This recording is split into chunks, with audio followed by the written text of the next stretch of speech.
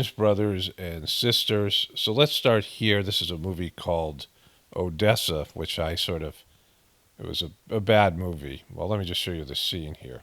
The man we trust.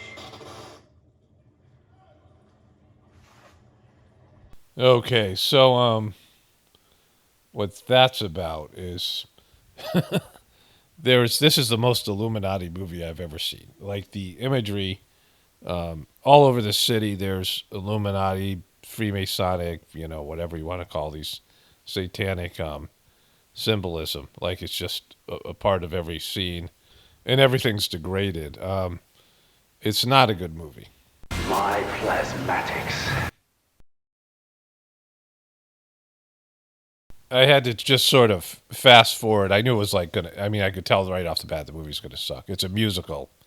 It's a post-apocalyptic Illuminati musical, and it features a main character named Odessa, who grows up on a farm, and her dad was a rambler, which means he was basically a guy was a bum who went around and played music to brighten people's lives. And her mom was dying and says that you're going to be a rambler too, like your dad, even though she didn't want that. And her she digs up her dad's special guitar, which was given to her. Well, he said one day it'd be yours, and you're the seventh son, even though she's a woman. And the seventh son from some farm place with a special guitar was prophecy. There's a prophecy that there was this big city that was being run by this evil Illuminati singer or performer named Plutarchus. So I don't know, Plutarch, something, not important. And he's having like an American Idol type of contest looking for the one. And she's the one, but she loses her guitar. She goes into town from some other bums, and she meets this. She cuts her hair to look more like a dude. I'm fast forwarding through the thing. She meets this guy who's this black guy who's an effeminate bisexual prostitute, and they hook up. And I'm going through the. I mean, I'm just sort of fast forwarding through this, but there's all this decadence. The city's really gross, and it's weird, and there's just all this Illuminati symbolism. Like I've never seen a movie that was just so much devoted to Illuminati symbolism as this movie was. And she ends up singing a song about love conquers all. I don't know what the fuck it was at the end of the thing. And she destroys the guy sucking plasma from the planet to run the city. And she destroys the plasma, killing herself and for liberating the people. And the people are all hypnotized watching this guy on TV. Like they're all just staring at TVs, drooling, they're zombified. And, like I said, it's not a good movie, but the reason that I'm covering it, I mean, other than the blatant Illuminati Freemasonic symbolism, is that how much these narratives have are a part of mainstream movies. Used to they drop a few of these little symbols or, something here, something there. There'd be some of these symbols and things. You could look for them you're searching for an Easter egg, but we're so far beyond symbology because it's like our country's really going into the shitter right now. And so, it's actually happening. Like there's a transition happening, and regardless of who you attribute as the people controlling it, people who are at fault, it doesn't matter. It's a foregone conclusion. There's no stopping. It's inevitable. One way or another, either they're going to successfully execute their plan or it's just going to go to shit. Either way. I mean, it's going to go to shit either way. It's just whatever happens. It's whether they're able to, and they won't be able to. They're trying to, any power dynamic that involves a really dysfunctional family, with basically anything in human relationships, the foundation behind the human relationships are families, right? Fish live in schools, cows live in herds, lions live in prides, and people live in families. And so families are always what human beings relate to. So whatever you have in your life, no matter how weird it is, the social system you have becomes a family.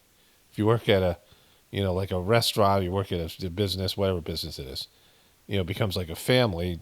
Whatever the roles you play are family roles that are somehow, there's various roles that people play within a family, and certainly in a dysfunctional family, there's the like the scapegoat and the chosen child. There's these, all these various roles that are there, right? There's the person that's kind of keeping the family afloat, and their energy is being sucked up trying to, you know, deal with all the crises and whatever it is, right?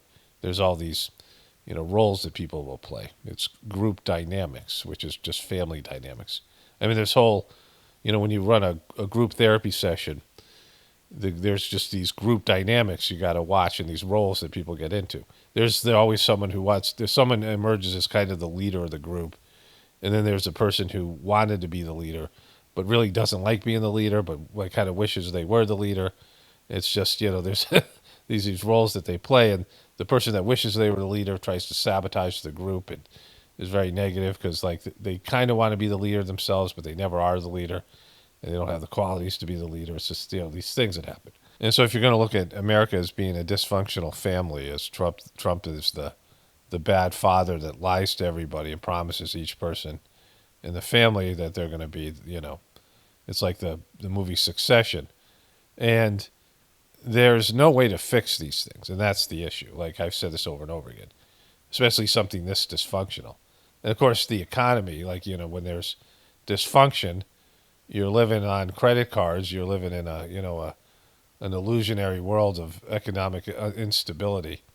And then the food system and the poor health of the people, the stupidity, the educational system, all these things, right? It all is, connected. And so what people don't understand is that there's certain situations socially, you see this with teams, for example, when dysfunction sets in to such a degree and we're long past that point, you can only blow it up and start from scratch. And so the system either limps along dysfunctionally and everybody tolerates how shitty it is and how, it just keeps on getting worse, and, how illogical it is and how unfair it is, all these things. Or you blow it up and start over. Like, it's just, those are your choices. You try to, preserve whatever's left of the thing, and because you don't want to go through the hassle of having to create something new from scratch, right? It's like there's no, pieces of the thing that are going to be left.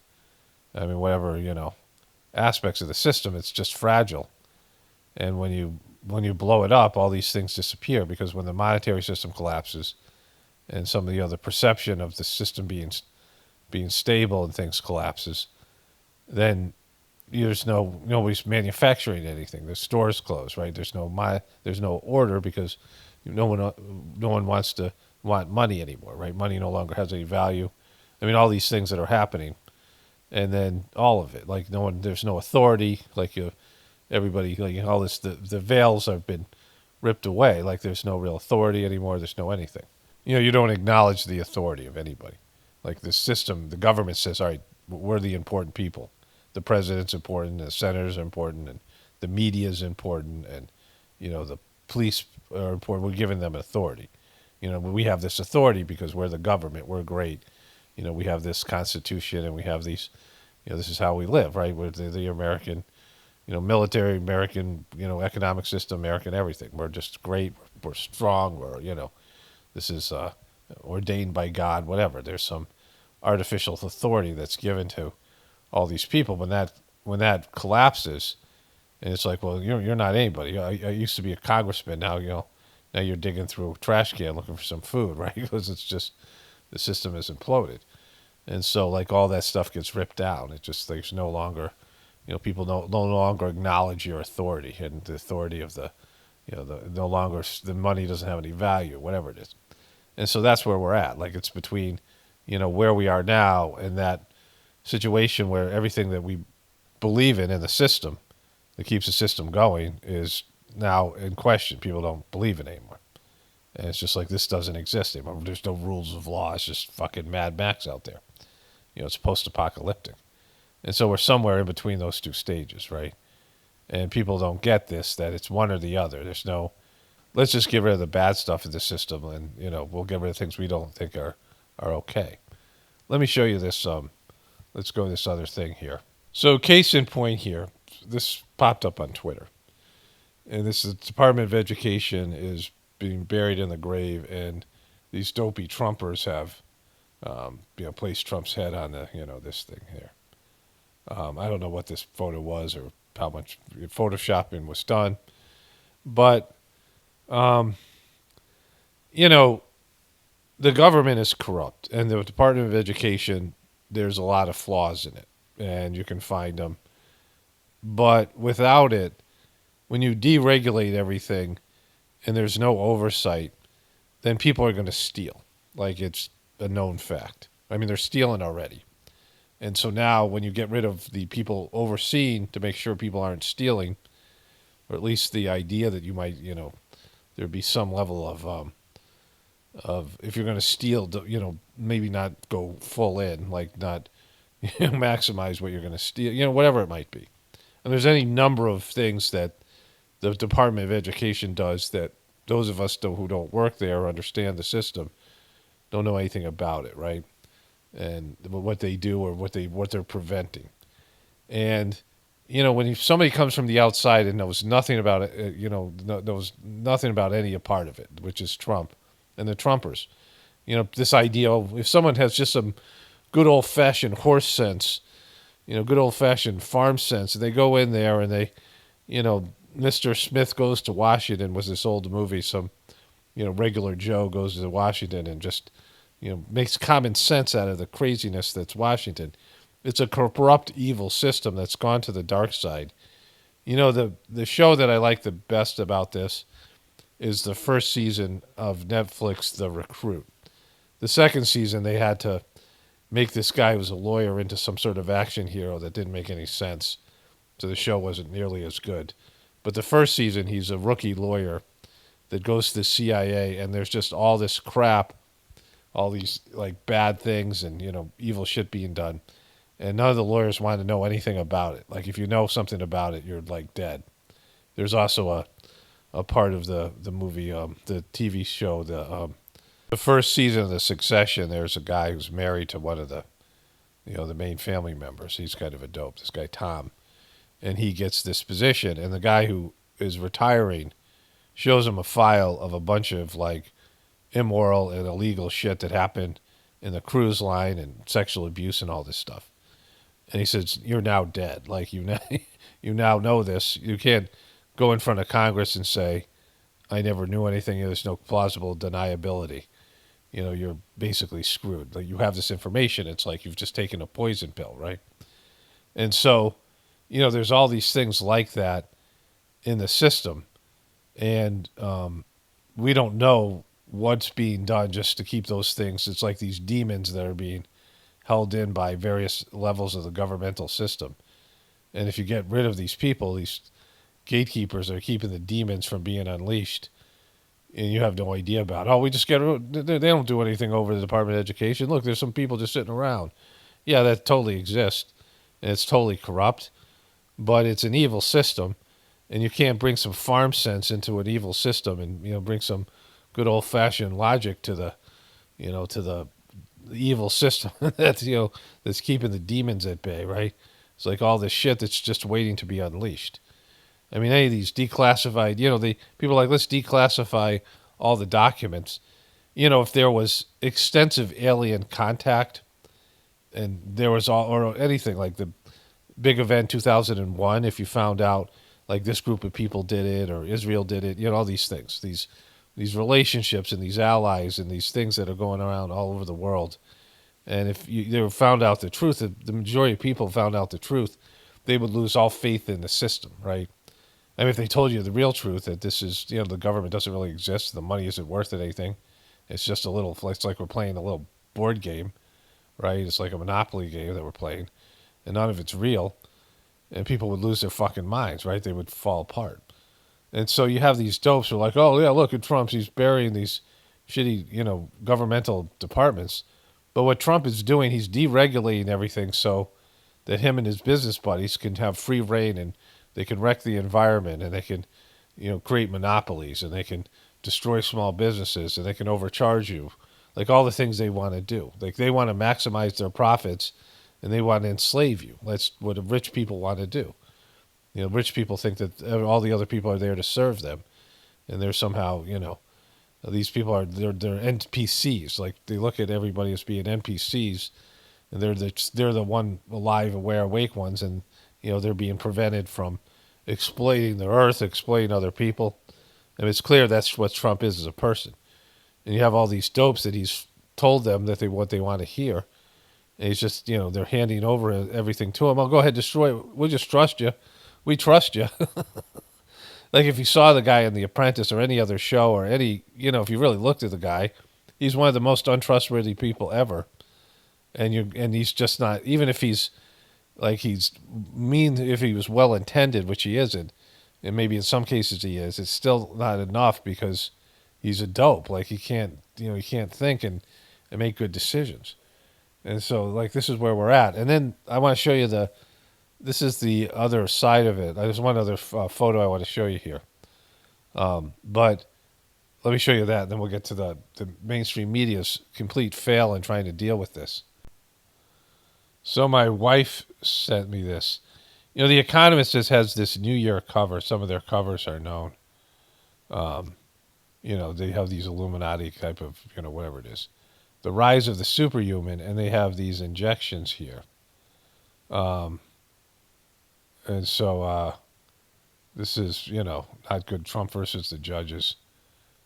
Just it's not a good thing here. Whatever this is, like, this is, when you look at this, you're like, well, they're always sort of forecasting doom or some Illuminati shit. See if I can make this bigger here. These needles and this multi-armed robot thing connected to some sort of, AI technology, and the whole thing chipped and all of it, right? But the vaxes is probably the syringes are probably the telltale sign here.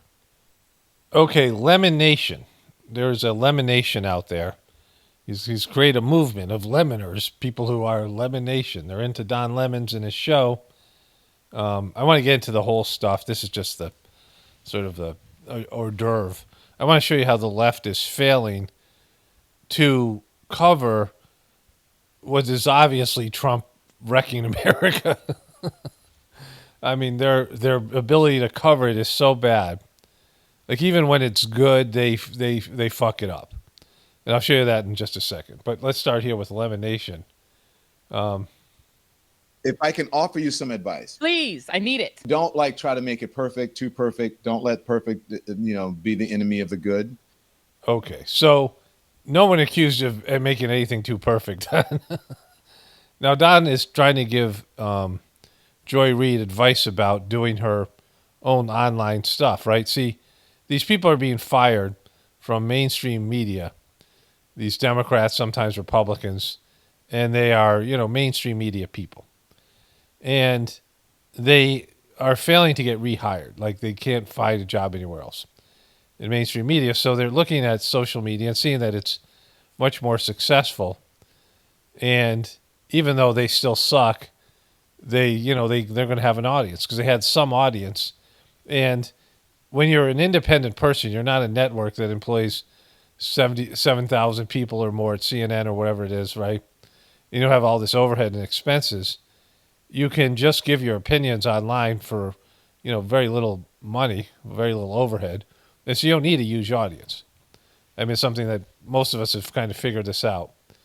And Don Lemons, I mean, unfortunately for him, there's just, for all of us, fortunately for him, unfortunate for all of us, there's a lot of dopes out there that think that Don's great. And there's a lot of haters who watch Don just to hate on him. So, he's got a small audience by CNN's definition, but for himself, he's worked out a way to make a living, which is kind of good for us because he posts stupid shit that makes it easy to mock. But now he's trying to convince Joy Reid to do the same. Just jump into it and do it. People like who you are. They like you like this. So just do it. I started off, I spent a ton of money on a studio and lights and cameras. And my audience is like, no, we like you. I'm in my dining room right now. Yeah. They're like, we like you at home. And then, when it's cold in the winter or whatever, I do it in front of the fireplace in my living room. Because, I don't have a heating system in one of my two major houses. And the $24 million CNN gave me to go away, right? They gave me $24 million just to go away. And, they don't even understand the social media aspect of it, but it's so set up for them, everybody, right? Those of us who were part of it I want to say I was one of the original people to do these things, but I'm one of the old timers of this kind of stuff, right? And, we set up a genre and a way of disseminating information. And, of course, the podcasts are the big thing now. And, it's all just waiting for these, people with already an existing group of existing fan base to come in and just, have a show. Like, they don't have to figure anything out. I mean, they're not, creative. They're not innovators. I mean, it's a part of just, everybody can do it. So this is everybody, right? Even someone like Don Lemons who has zero to offer, and he's still just doing his bullshit CNN opinions on the internet. So just do what you want to do, but don't wait too long. Yeah. It doesn't have to be perfect. I would say to you, you've got to be fearless. You cannot give a fuck what people think about you. Is that fearless? What you think what you're doing is fearless? Fearless. Everyone who's on the internet is going to catch some shit. That's what he should say. And you're either someone who can deal with it or not. People are going to say something. It's going to be personal, and they're going to say you're the worst person in the world.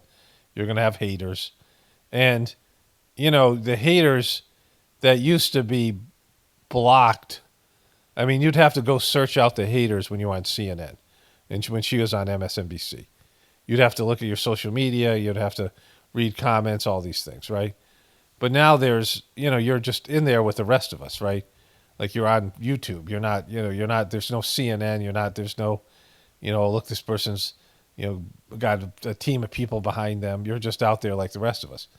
And you can either deal with that or not, right? Especially when you suck and you're going to have to figure out ways to go into denial. Like that's what Don has. You have to figure out ways to deny the reality of your suckiness because you're horrible at what you do and you're easily mocked. And if you really look into it, your personality is going to crumble. Like if you watch videos of people mocking you and you really, thought about them with some guy, I don't know if he has a level of consciousness to do that. You'd be like, oh my God, I'm worthless. I'm horrible. Like, but luckily he can't see himself through our eyes or he stopped producing content. About what you're doing, because a lot of the folks who are, in other places don't understand where this whole thing is going. And one day they're going to have to end up doing this. I feel late to the party already. And yeah, because you are late to the party. So, you know what I'm saying? And pretty soon, I do too. Do it. Get in now. The water is good. Get in. If I can offer you some. That's Don Lemons.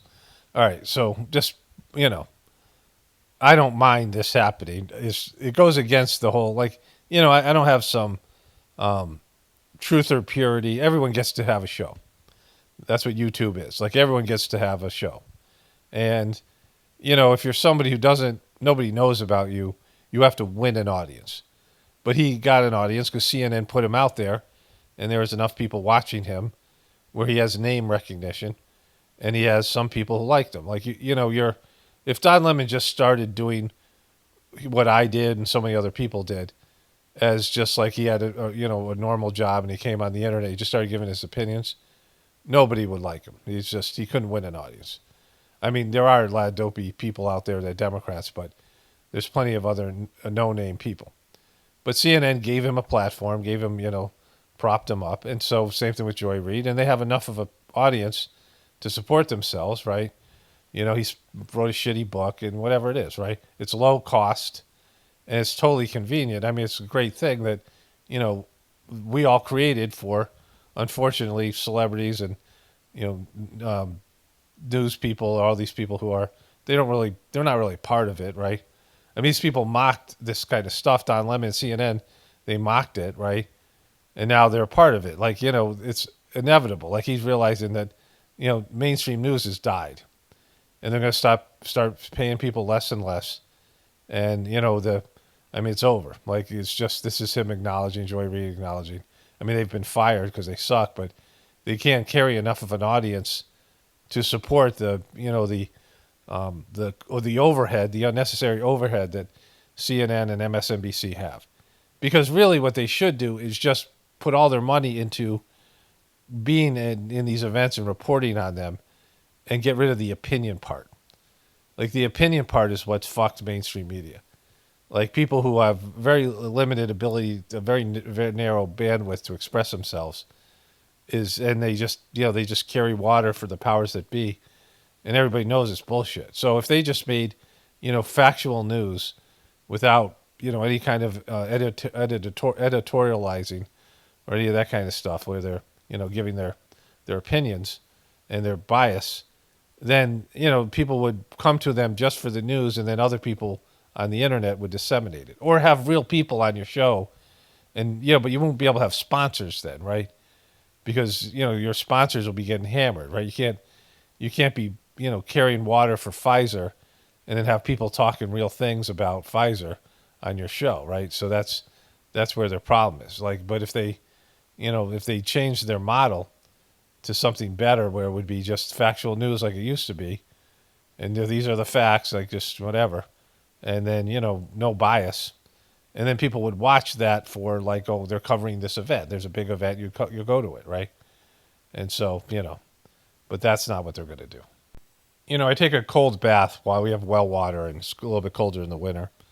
I have to take the temperature of it, figure out what it is, but it's somewhere in the 50s, maybe it gets down into the high 40s, and probably maybe in the 60s in the summer. I don't know, but it's cold no matter what. 60-degree water is cold, and everything below that's colder. And sometimes I play a video while I'm in the tub, and I played something that was a short video, and it bled into this. And there's many of us who see already. So there's the Democrats that hate Trump, and they already are prejudiced against him, and they're rooting against him, and they're whatever. But there's those of us who, know Trump's full of shit, but we're not, Democrats. We're not, we're not anything, right? And we see that Trump, or people who voted for Trump, who are like, wait a minute, or people who are into Trump, who are slightly into Trump, and they're kind of realizing that he's fucking us, and he's kind of a dope. Him going full Trump has changed their opinion. And things are going south, and as they go south, it'll be so easy just to let Trump hang himself. But these motherfuckers, they can't even do that right. And Marshall Wallace is one of the worst of them, right? That leads PRC is the most potent and dangerous near-peer adversary this nation has ever confronted. I openly warned the American people that from my unique vantage point as an official who saw more intelligence than anyone else, I assessed that China was far and away our top national security threat. So we're going to start by ensuring the institution understands that as far as threats abroad, the CCP is front and center. I do believe we are in a Cold War with the Chinese Communist Party. They certainly are in one with us. These were all Trump officials making it crystal clear that in their view, Trump is the top national security priority of the United States right now. Something to... Wait, what did you just say? She said, I think she said Trump instead of China. These were all Trump officials making it crystal clear that in their view, Trump is the top national security priority of the United States right now. She meant to say China, but she said Trump. And I didn't notice this, because it's like, again, I'm listening to this, but I'm not really totally paying attention to it. And so I'm going to show you Chris Hayes covers this as well. This is a real problem. Elon Musk has a clear conflict of interest, which Chris Hayes exposes as well. But they just can't get out of their own fucking way, right? Enough to be able to just let Trump fucking hang himself. And so therefore they just wreck everything. Something to keep in mind, given today's stunning reporting in the New York Times, that Elon Musk, whose extensive ties to China and comments seem as favorable to Beijing are well documented, have been set to get a briefing on war plans at the Pentagon today. Let's bring in the ranking member of the House Intelligence Committee, Congressman Jim Himes of Connecticut. Congressman, first, your reaction to the New York Times report. You're referring to the Musk meeting in the Pentagon? Musk being briefed on war plans for China at the Pentagon, a briefing that was reportedly called off after the New York Times published its story. And we should say that Donald Trump called, quote, fake story. Yeah, that's why I asked, because it's not exactly clear what happened. Of course. Like, look at it. I mean, just that alone, right? Look at it. Look at that fucking ghoul. Of course, the defense secretary and the president, everybody denied that there was any briefing on plans. And, you know, what the meeting does, and we'll need to wait to find out what was actually said. And I'll tell you, like everything else that Musk touches, this is such a lost opportunity. You know, if on January 20th, Elon Musk had said, I'm going to truly make the government efficient rather than making it a clown show as he has, he would have started at the Pentagon. Why? Because of the big ticket items that the federal government spends, Medicare, Social Security, and the Pentagon. Those are the three big ticket items. If you're really looking for efficiency, you'd start at the Pentagon. And, you know, if he does. This guy's so off-putting. You know, and I'll show you that stuff with Chris Hayes. You know, he begins it stupidly. Chris Hayes does good reporting on this. And they're right about this, right? This is a huge conflict of interest, well, at least in terms of the official story. You know, whatever, you know, I mean, none of it's to me believe. It's all just a show, right? But in this plot and story twist, Elon Musk is completely compromised on China, like, you know, a way that should disturb everybody. But this guy, the way he's talking and his voice, and you don't need to bring energy or emotion because the people watching this show already are against Trump, right? But if you want to sell this to the American people, and I'm going to get into how first they have to be accountable for their own suckiness, right? You have to, like, you know, even calling it a clown show and all that stuff, you have to be like somebody that doesn't, you know, make them say, oh, this is just fake news or this is just a Democrat talking, right? Like, you have to realize that you're trying to sell this to the people. What you're trying to do is undermine Trump's base. And so you have to do it in a way, and these people who have Trump derangement syndrome in the opposite direction, you know, they're very delicate. Like anything that they've been programmed that, you know, anything that goes against Trump is some bullshit deep state thinking, right? That's all, and they immediately stick their fingers in their ears or whatever. But you're trying to, you know, get some of these people. You're trying to turn as much of America against Trump as possible because, you know, that may be your last-ditch effort to save this. Or in reality, you just let Trump wreck it, and then you come in and say, you know, we'll get our chance to loot next, right? You know, but the way they're presenting this is, you know, the story speaks for itself. It's like when I say, when you put music behind when somebody's talking, it undermines it. Like you especially when the music's manipulative, which it always is a little bit, and when it's over the top, it just undermines the truth of something. You know, just get up there and spit the truth, and you're able to, you know, bring people in. The truth is compelling enough, like in a totally unemotional, unsensationalistic way. Done that deliberately and carefully and not like a clown, he could have actually done a huge service to the American people. Instead, here we have a guy who was also a defense contractor. You know, we don't let the CEO of Northrop Grumman wander the halls of the Pentagon. We have a guy who we have no reason whatsoever to believe that he will show the discipline that is required around handling classified information. And we have a guy who simply breaks things, you know, who fires the people who look after our nuclear weapons and then says, oopsie, will you guys please come back? You don't want to do that when you're talking about our war. So again, this sells to the people watching this show who already hate Trump and they want to hear him called clown. They want Elon Musk to be this stuff. But it's just off-putting. Like immediately, like I want this guy to shut the fuck up, right? Let me go to the Chris Hayes thing. Actually, there's something more from Marshall Wallace here I want to show you. Fighters and their equipment and stuff. So we need to wait to see what was actually said, but I fear that the news is not likely to be good. Congressman, if you look at his interviews talking about China, he speaks about Taiwan as something to be, I think he used the word, quote, reunited with China. I mean, he also doesn't seem to understand U.S. national security prerogatives. Just the low energy, everything. It goes on. Her tone of voice. You know, you got the worst. No one wants to watch this shit, right? Like, you get somebody with some, like, you know, like just this negative energy. Like, she's gotten better. She was a political insider. She's good at her, you know, the part of her job, which is organizing the show. Well, she's not as stiff as Jen Psaki. You know, she can read things and she can, you know, do this whatever, manage the whatever this job is of bringing in these people in and getting them to, you know, setting them up she's like being a straight man for them. But she's just so off-putting. Her tone of her voice, all the ways that she's being, You know, like the depressed, oh my God, like the jilted woman, you know, like she's like Elon Musk dumped her or some shit like that, right? Or like, you know, whatever. And it's just like you got this thing now. You guys really finally have Trump doing what you said he was going to do all along, which is run the country into the ground. He's fucking actually doing it. This is your big moment. You've prepped for this for 8 fucking years, and you're failing. You're whiffing completely at it. So Chris Hayes is going to go do a good job at the end of this thing, like just giving you the information. You know, as much of it's jaded or whatever, much of it's subjective. He's going to present it in a way that's convincing, but he fucks it up here in the beginning. Good evening from New York. I'm Chris Hayes, the world's richest man, Elon Musk, the guy who essentially bought Donald Trump an election. See, that's like you've just erased all the good work you're going to do. Like, he's going to do a good job, but saying that, like, immediately click, and you're going to turn it off. Because Elon Musk didn't buy Donald Trump an election.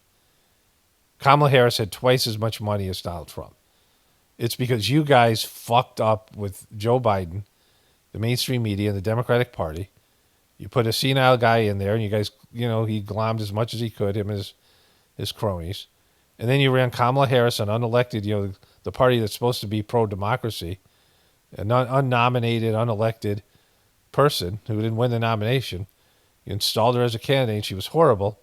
Somebody the American people told you they didn't like in the first place, on an economy that was already run to the ground partially by Joe Biden and partially just by history. And you guys are, everyone tuned you off. That wasn't your shitty little audience that's old people that don't fucking matter, right? You know, the least demographic that people are concerned about. And so admit to that. Like, if you admit, oh my God, we contributed to this. You know, don't make it that the American people failed by electing Trump or Elon Musk bought the election. That's just stupid. It wasn't like you were saying it's rigged. Like, what's happening? Like, again, she had twice the amount of money, which she didn't spend properly. They used it as like a money laundering scam, and all these people walked away with money. All these insiders, they took this donation. You got people out there, this donor girl who's pissed about all these donors because they know they got scammed and the money was misused and wasn't used for what they gave it to her for. And so there's a lot going on here. And it was your failure that led to Trump's, you know, your covering of Trump's for 8 years that led to this thing that's happened, right? You gave him an open runway to do all this shit. You guys created this as much as he did.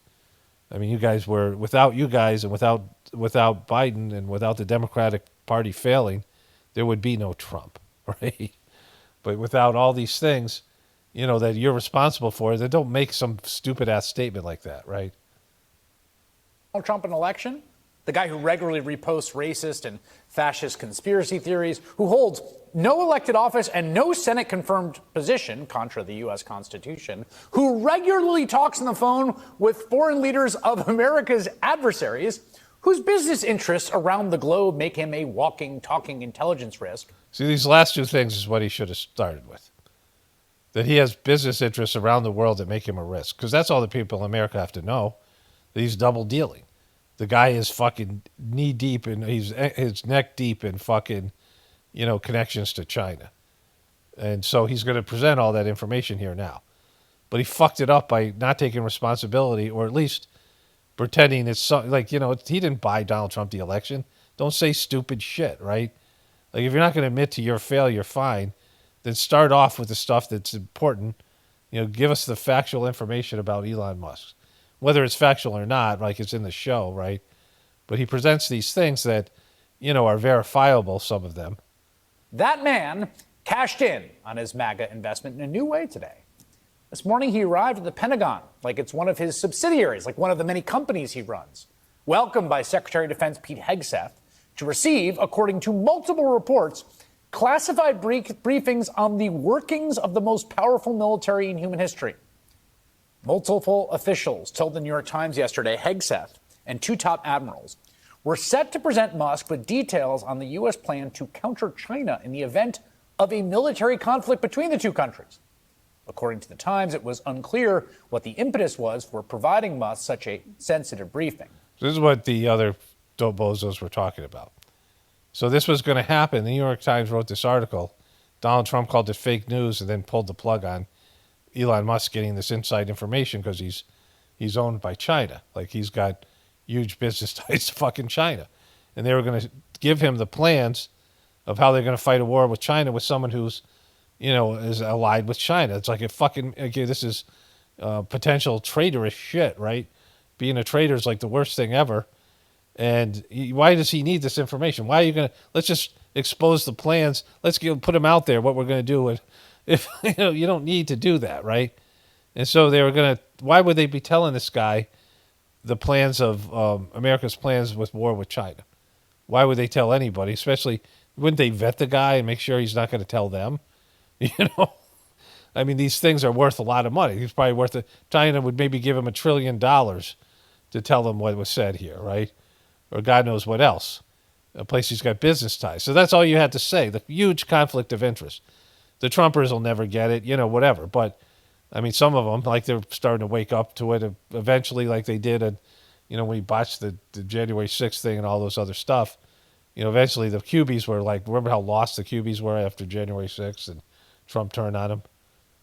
Trump and Hegseth both called the story fake news, but shortly after their denials, the Wall Street Journal confirmed it with their sources. Musk to receive top secret briefing on U.S. war plans for China. The Trump team denied those reports, but as they started to get blowback, why on earth Musk would have access to this classified briefing, Trump then insisted he didn't clear Musk to see the United States' top secret contingency plans for a possible future war with China. You guys are denying this New York Times report that Elon Musk was going to be shown a 20 to 30 page presentation about a theoretical war plan against China. Why not just show it to Elon? Because I don't want to show it to anybody. Okay. I mean, he's got him. They got him fucking dead to rights here, but you fucked it up.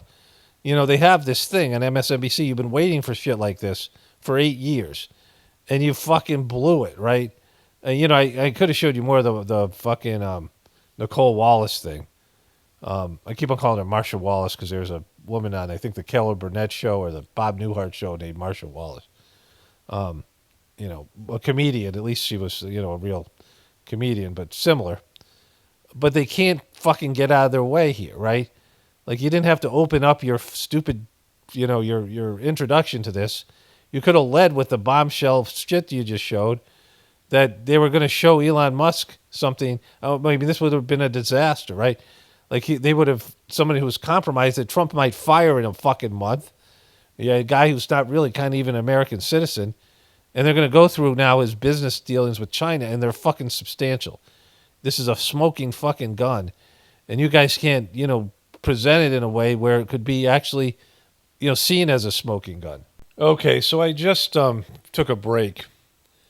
And, I had to do some things. I brought the dogs outside. Then I went and picked up some stuff, some raw milk and some things. And my wife had this idea that I would make a little video of all the things we're doing with our chicks. And I got some great action footage. One of the chicks found a little worm. It's coming.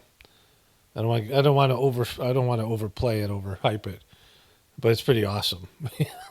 But this is not awesome. Let's get back to this thing here. Okay. So still, Musk spent 90 minutes. Let's go back there just so we remember what was said here. Trump's Times report that Elon Musk was going to be shown a 20 to 30 page presentation about a theoretical war plan against China. Why not just show it to Elon? Because I don't want to show it to anybody. Okay.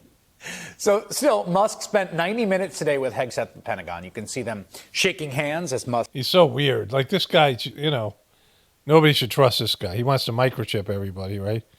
Like, he's he's like an evil Bond villain. Left. He reportedly told the defense secretary, "If there's anything I can do to be helpful, I'd like to see you." Moments later, when a reporter asked what the two had discussed, the billionaire responded, "Why should I tell you?" Afterwards, Hegseth joined Trump in the Oval Office, where they gave contradictory statements about how Musk was a true blue patriotic American and also a deeply conflicted businessman with overseas interests who can't be trusted with American war plans.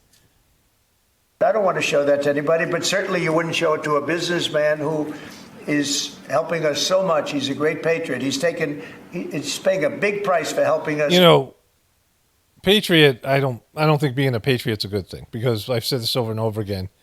At some point, no matter how great your country is, God's going to tell you to do one thing, and you know what's best for your spiritual life and to be on your spiritual path, you're going to have to do one thing, and your country's going to need you to do the opposite thing.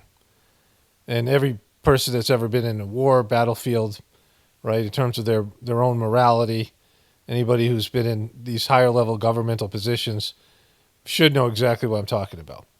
There's a point where your inner morality and who you are as a person tells you have to do this one thing, the divinity within you, and the demands of your job tells you to do something else. All these people in the Trump administration, all of them certainly are feeling this, right? And so the idea of being a patriot is so, big in the truth community, but when people start calling themselves patriots, they're not. When you're saying, oh, we're all patriots, you're not patriots, right? That's you using the country and the flag as a way to justify your evil shit that you're doing in the guise of it being patriotic, right? It's bullshit patriotism. Patriot. He's paying a big price for helping us cut costs, and he's doing a great job. He's finding tremendous waste, fraud, and abuse. But he's not going to get anything out of it, right? He's not going to monetize his position. Come on, bro. Wouldn't want, Elon has businesses in China. It's the people who buy into this shit and they say that Trump gave up his salary. He isn't getting paid. And of course he gave up his salary. He's making billions of dollars. He's monetized the shit out of his presidency in the first term, probably even more so in the second term. And so, yeah, he doesn't. So that little pittance of money they pay the president means nothing to him. He's not a patriot. He's not doing it out of the guidance of his heart. Like, he does that as a show. Everything he does is bravado and to convince these people who should be able to see through him, who can't because they're so desperate for a savior. And he would be susceptible, perhaps, to that. Elon Musk is... Wait, let's go back to that. I missed it. Helping us so much. He's a great patriot. He's paying a big price for helping us cut costs, and he's doing a great job. He's finding tremendous waste, fraud, and abuse. But I certainly wouldn't want, Elon has businesses in China, and he would be susceptible, perhaps, to that. And so he just played himself, right? This would be a great piece if the fucking asshole who, Chris Hayes, hadn't said Elon Musk bought Trump a presidency. Like, if he didn't say that, this would have been a great piece. But they wrecked it. And also the years of just being shitty and being a shitty network and doing disinformation. Because now they have Trump. Because Trump was going to show, anybody with half a brain would say, why would you be showing anybody your strategy for war with China, which is almost inevitable. And so, we're in a war with China. It's a Cold War. I mean, China definitely wants the top spot. And, there's a competition there. And whether it comes down to nuclear missiles or, a military war, there's still going to be something, right? They're undercutting America in various ways. The whole thing with COVID, whatever that bullshit was, right? And, there was some biological weapon possibly released. I mean, I think it was a everybody was involved in that. That was an agreed upon thing. But who knows, right? And so, with all of these things, you don't show random fucks your plans, because why would you? The more people you show, the more likely it gets leaked. And you don't, let's just bring on Elon. But now he's saying that Elon has businesses with China and he could be compromised only after the New York Times and the Wall Street Journal wrote articles about this. So he was going to do something really stupid, and the mainstream media that he calls fake news prevented him from doing it. And now he's looking like an idiot because he is one.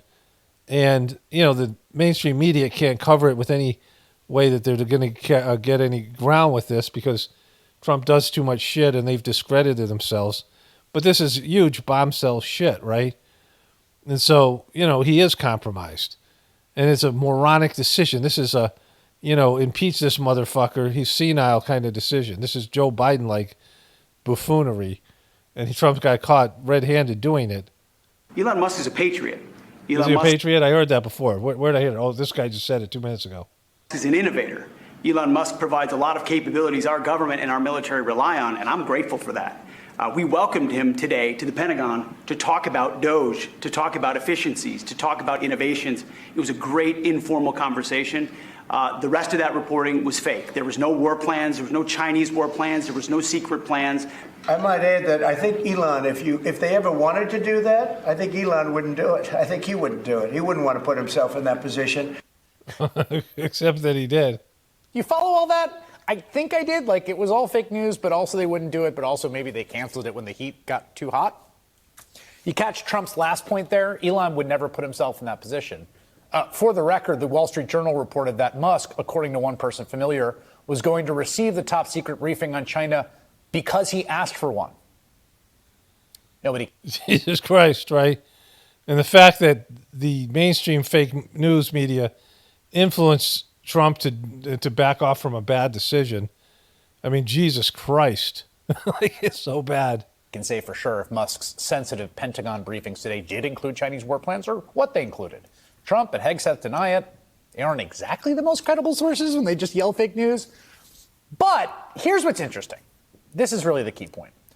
All of this sort of weird back and forth, self-contradictory sort of, oh no, we would never do that. Those denials do show they do understand the problem here, right? Like even Donald Trump, it would not sit well with most Americans because, as Donald Trump notes, Elon's business in China makes it a gargantuan conflict of interest. It's a bad decision without business ties to China. If somebody came up to you and said, hey, I got the secret war plans that America's going to use for China. Do you want me to show them to you? No, thanks, right? That would be a bad fucking idea. I mean, any random person, any person who's a civilian, right? Elon Musk, his ability to do Doge and his role in the White House and in the government, an unofficial role, is nothing to do with the plans to attack China or defend against whatever it is, the war plans against China. He doesn't need to know that. But it makes it so much worse that he has a relationship with Chinese people. He has access to, Chinese officials, Chinese government, and people who would want this information. And his business is being compromised. This is the other part of the report. It's fucked. His business is fucked right now. China is the second largest market for Musk's Tesla car business. Did you know that? Do you know that Musk has multiple Tesla factories in China, including the company's largest production facility in the world, which you can see in this video, produced by China's state-run media company? Okay? That facility produced half of all Tesla cars in the world last year. Musk has staked Tesla's future on its operations in China. And this is an enormous vulnerability for him because right now, Tesla sales are plunging, especially in China. Okay, so you get this as like, this would be a major takedown piece if this guy was credible. And I believe all the stuff. As much as I believe in the show, because, this actually could be fact-checked. And this makes sense, but Jesus Christ, he was going to give the plans to a guy who's got that much investment in China. China's invested that much in him. They used to be the hottest electric car in the world, but now they have lots of competition. They are getting their butts kicked in China by homegrown car maker BYD, company started as a battery maker, who has eaten Tesla's market share with cheaper cars that don't regularly combust or plow into traffic. This week, BYD unveiled a battery system that can charge an electric car in 5 minutes, roughly the same amount of time it takes to fill up a tank of gas. As a result, Tesla's China shipments dropped by half in February from a year earlier, just over 30,000 cars. That's the lowest monthly figure since July of 2022. And of course, this is part of a bigger story about just how brittle Elon Musk's wealth really is. So this is, again, if this is what's happening to him, then he's like a Trump-esque person who got this position. He's better than Trump at business. But if he's at his business is cratering, then he's looking to use his position in Doge to re-enthuse his business, right? And so it's bad on every level. Plus, he's taking a beating socially amongst the left people who loved his cars before.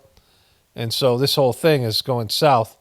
And, what if they gave him $1 trillion to tell them the plans? I mean, China did. Like, what if they asked him to get the plans and he went in there and tried to get them because he's being blackmailed? I mean, who knows what's fucking going on here, right? Tesla is spiraling everywhere. The company just announced a recall of all of its Cybertrucks to repair body panels that won't stay on. That recall also tipped reporters off to how many Cybertrucks the secretive company has actually ever sold, which is less than 50,000. Then there are the protests, not just in the U.S., but worldwide demonstrations and boycotts of Tesla to oppose Musk's one-man war on the federal government, including his dalliances abroad, where he, for instance, endorsed the far-right party in Germany. Competitors are now encouraging Tesla owners to trade in their cars, and owners are doing that at a record pace. Tesla had accounted for a majority of Musk's wealth until this week, but now its stock has plummeted, over 40% of its value gone in the last 2 months. 40%. In an all-hands meeting this week, Musk, back at Tesla, begged employees to, quote, hang on to your stock. But get this, okay? In the past 3 months, top officials in Tesla, people at the top of the company, they have sold more than 745,000 shares in the company. In that same period, they have bought 0 shares of And so again, this is fake news after all, but I believe every bit of it because, I mean, as much as the official story, what I call the show, is real, this is what's happening, right? And, some of this was inevitable. The competitors, now there's a market for electric cars, and they were going to pass him by. They were going to take what he has done with Tesla, and they're going to add things. And there's, better cars, more high-end cars, and now they have these ones in China, and China is famous for ripping off technology. They make a deal with you like they did with Elon, and they get the factories, and then they learn all the ways he produced his cars, and they do a rip-off of it, right? And they're constantly ripping off American businesses that do that. Like American businesses will go over to China and take advantage of low labor costs. This happens with Shark Tank quite a bit. And then all of a sudden Chinese will come in with a knockoff, and they just steal the technology. They steal whatever it is. You can't do shit about it. It's kind of famous. And so, possibly they played him, and then they want the plans, like maybe blackmailing him, saying, well, you can get some of your market share back if you get Trump to give you the defense plans. God knows, any number of these things could be real, right? But it's all bad decision making. This is sloppy. Trump is fucking sloppy. And these guys, these mainstream media people, this is their big moment. They got the guy. This is like undeniable bad decision making. Of course, the Trumpers will believe Trump because that's what they do. But everyone else, and people see the way things are going. The independent people that voted for Trump, some of these people are on the fence. And they still are holding up hope, but things are going south quickly. Elon Musk is a weird fucking dude, and neither one of these people are about other people. They're selfish, narcissistic billionaires. At least Elon was, Trump was sort of flirted with being a billionaire, that are all about themselves. And they're not about doing things for other people. They're not philanthropists. They're not any of these things. Just like Bill Gates. And so they're not like people have good hearts that really care about other people the way that, people are pretending they are, because that's what desperate people need. They need to see things that don't exist in people that they're putting all their faith into. Of the company they work for. Not even a shameless Tesla sales pitch by the American president on the White House lawn can goose Musk's sales numbers. It's because his truck's so fucking ugly and weird looking. Like his wealth, Musk's mystique rests largely on the success of Tesla. And listen, that success is now anything but assured. Imagine how desperate and erratic that can make a man who's already, at least by my perception, kind of desperate and erratic. A man who's been deputized to act as an extra-legal government enforcer, whose operatives are tapping into all of our data and sensitive systems, who, at least this morning, seemed headed to the Pentagon to hear all about our secret war plans with China, a country that represents... look at how happy he is. That could have been a fucking disaster. Like, China could have... what have they done with without information, right? That information is only valuable if you're going to go to war, right? Elon Musk's last best hope for saving his shaky business empire. All right. So, again, holy fuck. Let's take a break. I want to show you my chick videos here. You know, my hen, you know, my chickens. Just a little break, and then we'll get back into the mainstream media fumbling all over themselves as Trump implodes. It's kind of great. Like, it's incompetence on both sides. Okay, just put some grass in there. You see, there's microbes in the grass. You know, babies are born without like an immune system and, you know, without a microbiome and these things. The same thing with chicks, right? And they eat dirt, they scratch dirt, they're always in the dirt. They find worms and bugs and there's stuff in there. So those guys are going ahead to fighting it out there. The pecking order starts to be, I'm going to have to change the water here. The pecking order starting to, whatever it is. So we put that in there. My wife put some yogurt. This year we're using kefir. I just came back from, there's some, I don't know what they're called. They're not Amish people. They're German Baptists or something like that. We've been going to them for raw milk. We used to get chicken feed from them. You know, they're people we kind of know, nice people, and they sell kefir. Years and years ago, I used to have kefir grains, and when we had a dairy cow, there was, you know, kefir. And so, you know, we would make kefir and sell kefir grains to people. Once in a while, people email me because they said I had the best kefir grains and they want to get more. And I'm like, well, I stopped selling them like 15 years ago. Anyways, here's their food. This is the regular type of chick food that you get. There's a box that they go in, and that's where they'll hide out if they get too hot, or sometimes the other day they were all in there. All of them were together. And like I said, we'll put the kefir in there. Put these poles in here for the roost. They're going in there because they're a little scared to the phone. This is where they'll end up sleeping. And when you get that big, you see they're starting to fly a little bit. They're starting to get their wings. When they get that big, they fly out of this bin. If they're on the floor, Tulsi might kill them because she kills mice and little stuff like that. So that has to be watched out for. We have a screen that we got that was, we had an old screen that was made out of metal. This one's made out of, some sort of plastic. So the heat lamp will melt it. So we have to. Don't drink that. That's yucky. Don't drink that, Tulsi. Just drinking plant water. So yeah, that's the, no, that's not good for you, Tulsi. It's plantless, yucky, just do clean water over there. Good girl. So that's the chick setup. So there's, things that we've done over the years. We've only lost a few chicks. Once in a while they come in, they did such a good job, they didn't really make it from the box all that well. But we've only lost a few of them over the years. They usually grow to adult. I would say 95% of them over the years. So, these things seem to be working. They need chicken scratch and this other stuff here. Anyways, so that's just a little information about our chicks. Got a worm, look. This one's got a little worm. The other ones are going nuts. The first time I saw this was a snake. One of them got like a little 14-inch snake, and they just went back and forth. Look at, they're all trying to steal it from each other. This is like, I can sit there and watch this all day, especially when there's like this little worm was in the grass. And then, so it's eating it. It got down and ate it. Nope, it's getting it down. It's gone. That was the one that ate it. That's great. Anyways. I'm going to show you that again in slow motion. But I've seen chickens find these little snakes. There's these 14-inch brown snakes, and some of them are really cool. Some red-bellied snakes. There's a variety of these little snakes. And they don't get, they just eat worms and little things. And once in a while, the chickens would find one.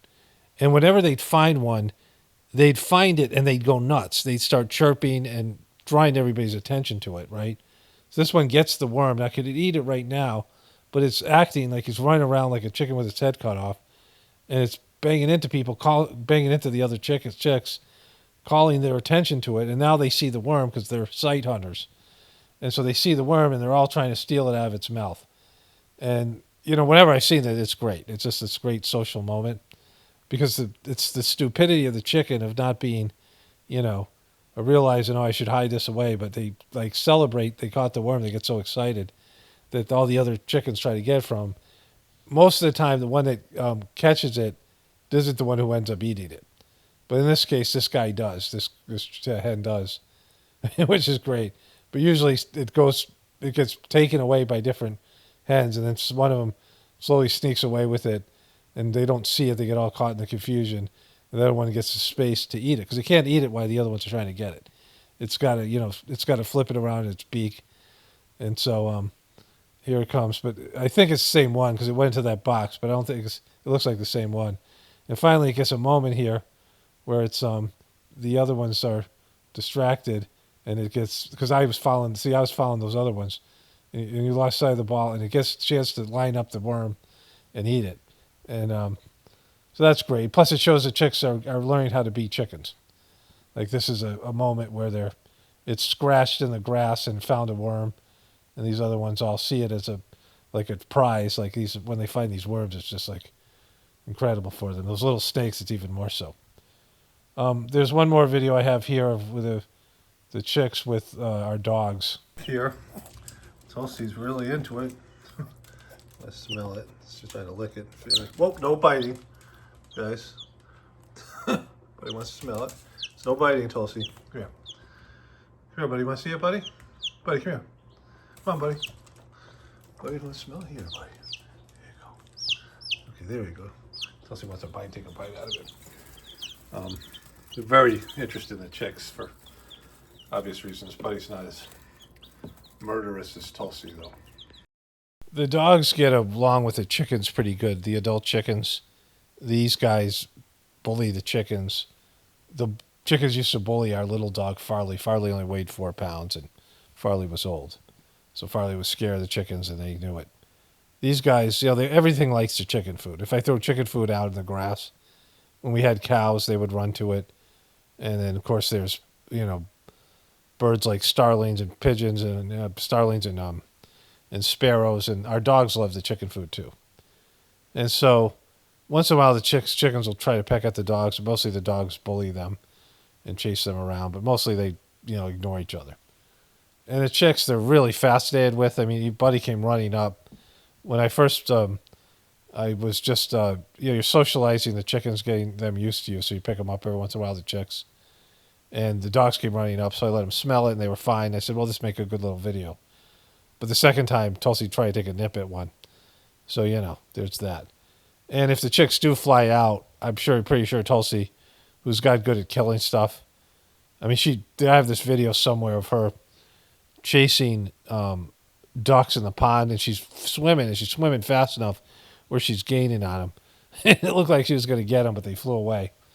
But, she knows how to kill stuff. Buddy can kill mice occasionally, but he's more, he's less aggressive about it. So that's like the big concern, because that'd be a real bummer.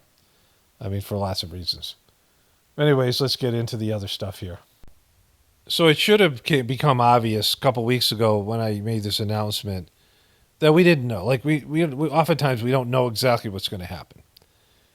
Maybe Trump had some, brilliance in him. I don't know. Like he was playing chess when everyone else was playing checkers, like the Trumpers actually say. I mean, I'm pretty sure that was going to happen, but, I didn't know it was going to be this bad. Like I said this initially, nobody knows what Trump's going to do because he's promised opposite things to various groups of people. And his first term was filled with inconsistency and impulsive behavior. And he was like that on the set of The Apprentice. He was supposed to fire one person because he really wasn't involved with the show. His stuff was more or less scripted. But he would go off script and fire somebody who then they had to rearrange the whole show and change the narratives to make his firing make sense because otherwise he would look like an idiot, right? And so Trump has made so many bad business decisions. He's made so many bad impulsive decisions. And he's pretty incompetent, pretty clownish.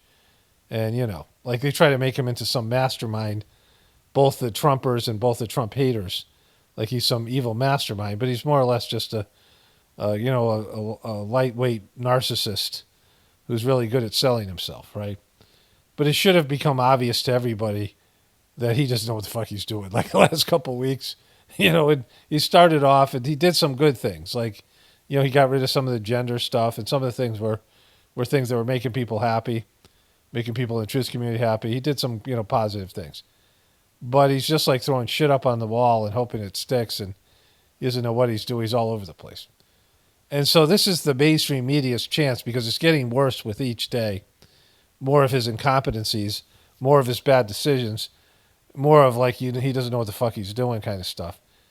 And they just can't handle it. They can't take this moment. They can't take their victory lap and, celebrate what they've been saying for years. They can't take being right. They're not good at it. They just, they're whiffing. Cabinet secretary says they're making their way to and from meetings. One of the best ways to catch officials to ask questions is when they have TV interviews on the North Lawn of the White House. Often when they are coming back, the reporters are standing there. That happened today with one of President Trump's top economic advisors, Kevin Hassett, as soon as he wrapped an interview. This was coming about 24 hours after President Trump had summarily fired both of the Democratic commissioners who serve on the Federal Trade Commission, which they argued was an illegal move by the president. And it also raised questions, certainly in the business world, about whether or not that could mean that Trump is preparing to seek to fire other independent agency heads, like potentially the Fed chair, Fed board members. A question that I posed to Mr. Kevin Hassett. The president fired last night 2 members of the FTC, the Democratic members of that. It raised questions about whether or not he does respect the independence of the Fed, or he thinks that they are fair game as well. What is the president's view on that? We very much respect the independence of the Fed. There's a massive literature that independent central banks perform better for economies. And so I don't think that. Yeah, you say that. He says that like, Trump will fire any fucking buddy. Like. So he doesn't think he can fire the Fed chair? I think that's been resolved in the previous administration. You can go back and find a clip where I talked about it right in the space. Those comments come after the press briefing where we heard from the White House press secretary on the firing of the FTC officials as she defended it. The time was right to let these people go, and the president absolutely has the authority to do it. And they were given ample notice in a letter that I believe your outlet reported on. So it pretty much explains exactly why this administration chose to let those individuals go. Is the ultimate goal to get this to the Supreme Court to try to overturn the 1935 precedent? The goal was to let these individuals go. If we have to fight it all the way to the Supreme Court, we certainly will. One of the fired commissioners, Commissioner Bedoya, told the New York Times, and I'm quoting now, when people hear this news, they need to not think about me. They need to think about the billionaires behind the president at his inauguration. My next source was appointed to the FTC. So this was some of the things we saw with some of these other, I should cover this in my last video. And these are big time firings because, it looks like Trump's setting it up so they can deregulate everything for the rich people to just go hog wild. Which means you're fucked. Like, if that happens, you're fucked. You're not going to, there's no trickle-down economics. This is trickle-up economics. This is reverse Robin Hood, robbing for the poor and giving to the rich. It's going to kill small businesses. It's going to kill all these things. And so, Trump's taking care of his buddies, and his buddies are rich, oligarchs. By President Trump, actually, during his first term in 2018. She was the other Democratic commissioner fired by him yesterday. Rebecca Slaughter joins me now. And it's great to have you here because the statute that governs the FTC says that someone who is... So I saw this part before. I didn't see the beginning of it. And this, well, let's just watch this. ...is in your position cannot be fired only if they can be removed for cause, if there is neglect, malfeasance, or inefficiency. Were you given any of those reasons when you were fired? No, absolutely none. And so what was essentially, was there just any argument whatsoever beyond the letter you received? The president can fire you, and so he chooses to do so, was the argument. But you believe that's illegal? It is absolutely illegal. The statute that you referenced is very clear on its face. And in fact, the Supreme Court has evaluated whether it is a constitutionally valid statute and whether a president can remove an FTC commissioner. Exactly this question. They faced it 90 years ago when FDR tried to remove an FTC commissioner, Commissioner Humphrey. And they said, no, the law is clear. They cannot be removed other than for cause. And that is a constitutional law. And that precedent has not been overturned. You said something interesting in your statement when you were fired, and you said that you believed... So when I first saw this, and I'm seeing it now as well, it used to be a big deal when you appeared on CNN. It used to mean something, right? Like something like this happened, you would get support, but nobody watches this shit anymore, right? And none of it matters. Like the news has played itself so bad and the fake news narratives and the disinformation and just the internet and the people. And so this doesn't mean anything anymore. Like this woman, the first thing is, I'll go appear on CNN and we'll make my case to the American people. But what difference does it make, right?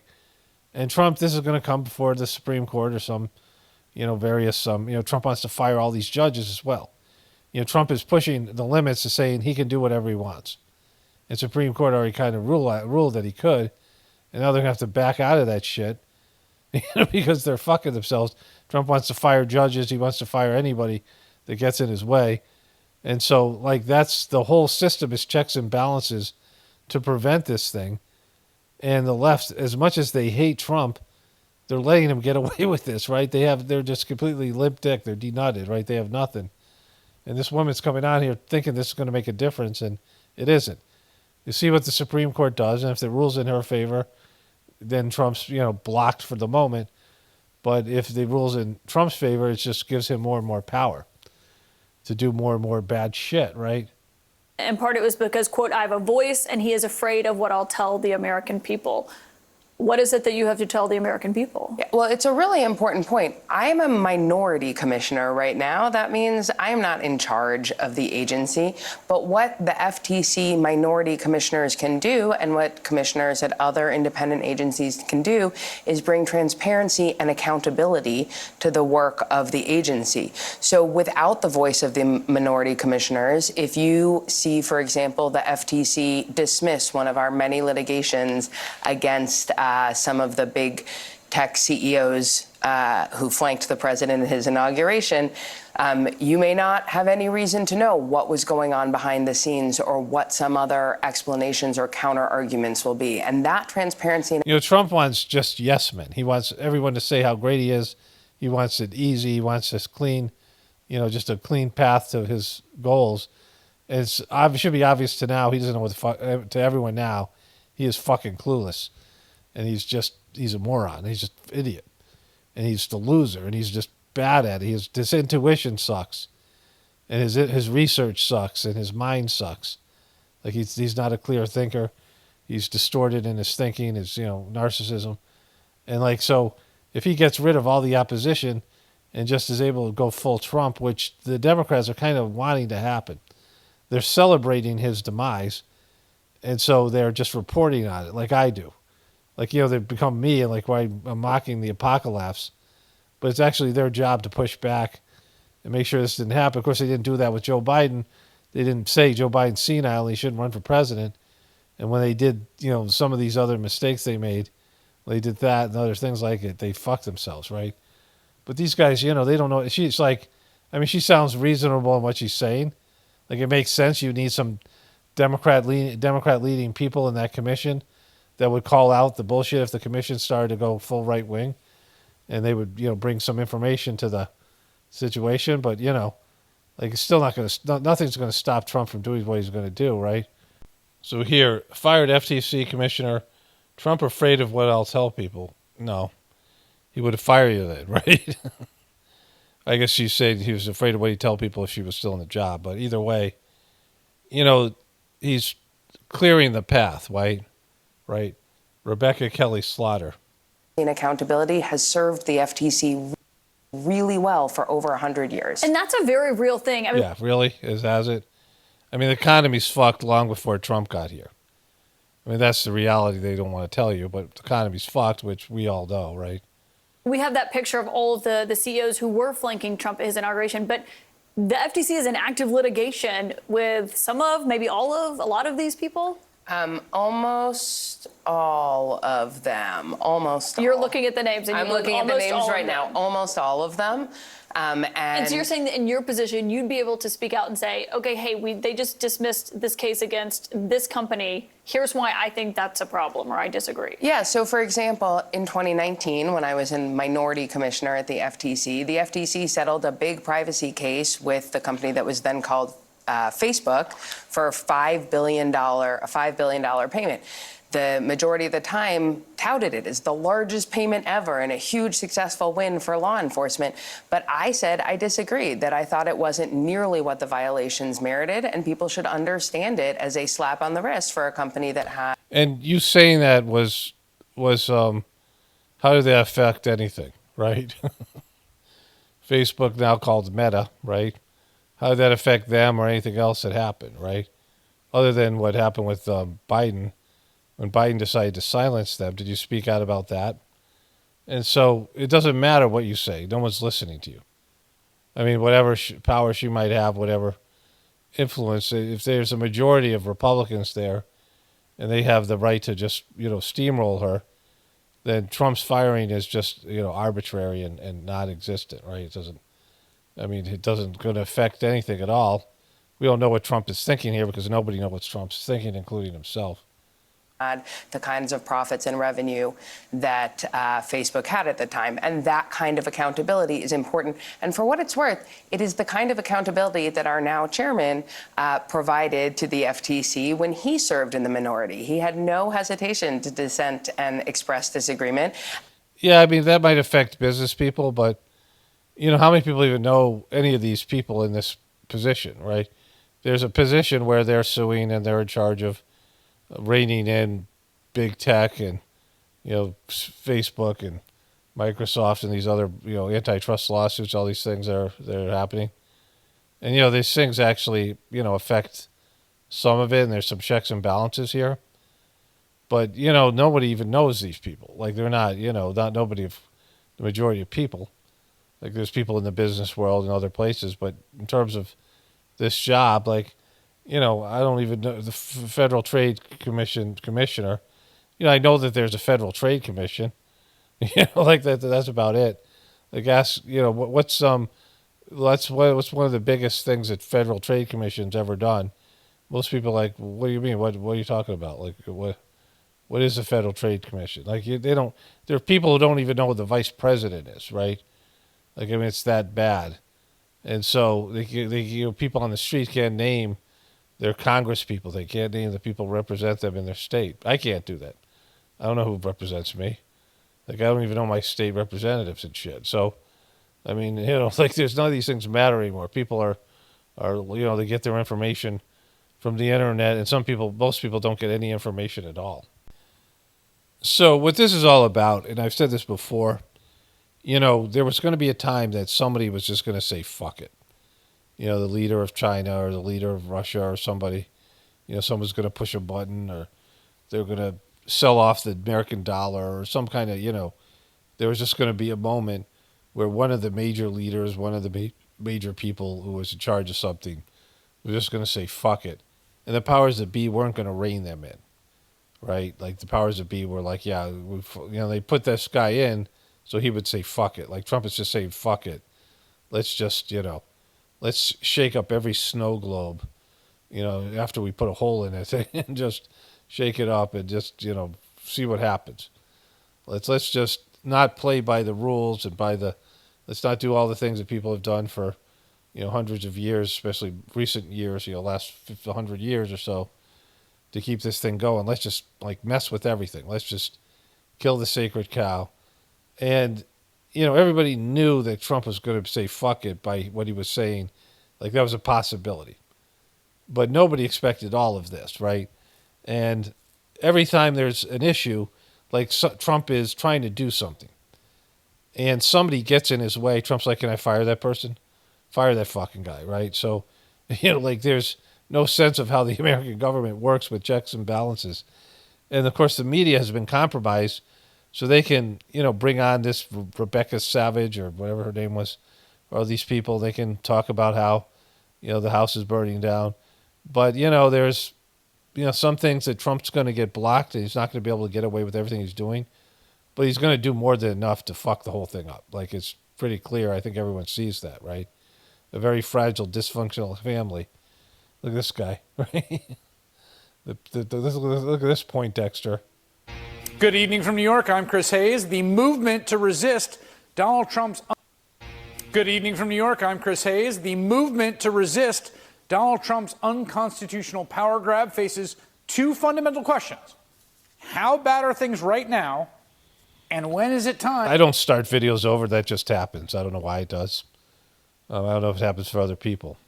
To use every possible Democratic means to slow his assault. Last night, I had Senate Democratic leader Chuck Schumer on this. We are not okay. The American flag reversed. Program. And the interview was clarifying in many ways. But one of my main takeaways from it is that there's a fundamental difference between how some people view this moment and how others do. I think some people think we are in a constitutional crisis, that there is a plan in place to impose a dictatorship on this country that is being executed as we speak. And Senator Schumer does not think we are quite there yet. If democracy is at risk, that's a little different than what we're talking about now, even a shutdown, as horrible as it is. We'll all have to stand up and fight back in every way.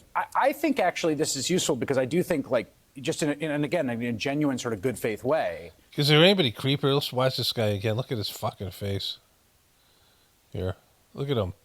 Look at this creepy motherfucker. Like, just, that should scare you enough right there. Up and fight back in every way.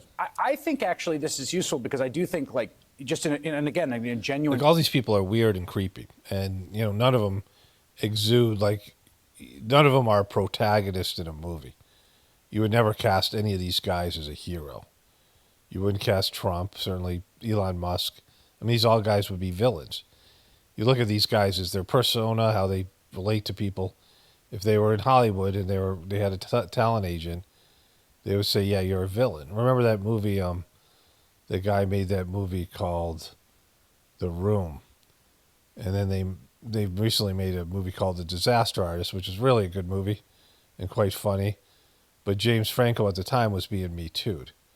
So it died. It could have been an Oscar-winning performance, at least.